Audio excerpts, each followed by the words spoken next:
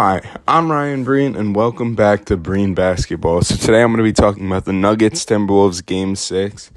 But it's mostly going to be about, the Game 7 and what I think is going to happen, because Game 6 has, nothing to talk about. The only player on the Nuggets who played remotely good is Jokic, and even he didn't have that good of a game.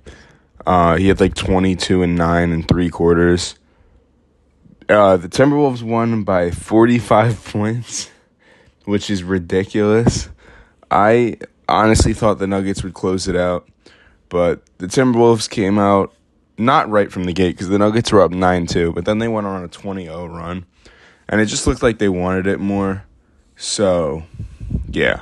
Now, Jokic then stood up the entire fourth quarter and looked very angry.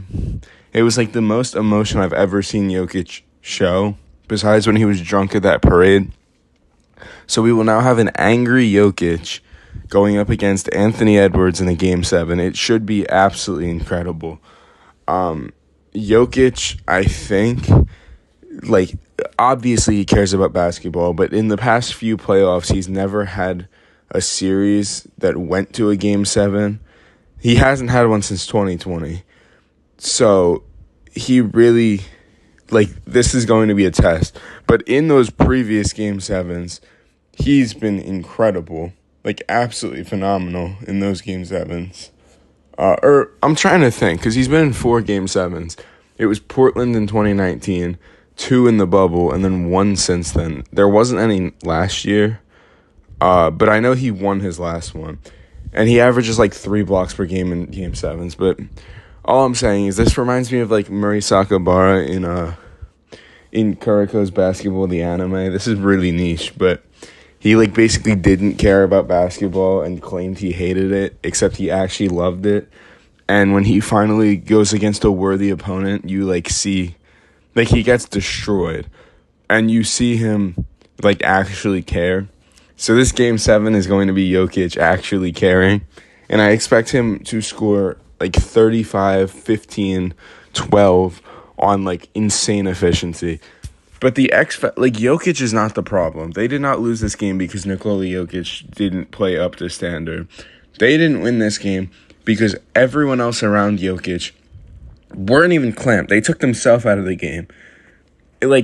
Everyone knows the game plan to stop Jokic is by making him beat you alone and taking every single one of his teammates out of the game, which isn't even realistic, but, Jokic's teammates were just missing wide open shots. If you watch this entire game, it was just Jokic pass to a wide open person on a corner 3, brick, every single time. Jamal Murray is genuinely garbage. He's, either trash or an all-star, and there's no in between. He has 2 modes. So when he plays an all-star, you win most of those games. When he plays trash, you still win a lot of those games. But you need him, if he's supposed to be the second best player on this team, which he's not, Aaron Gordon is, he needs to play like it. So prediction for Game 7, I think Jokic absolutely dominates and the Nuggets win. But I could see the Timberwolves winning. It really, Jokic needs to come out, be super aggressive early. And his teammates need to hit their shots, especially Jamal Murray, especially Michael Porter Jr. Kentavious Caldwell-Pope needs to hit those corner 3s. One of those things has to happen. They don't need to all happen. So, yeah, that's going to be all from me today. Expect to see Jokic God mode in Game 7.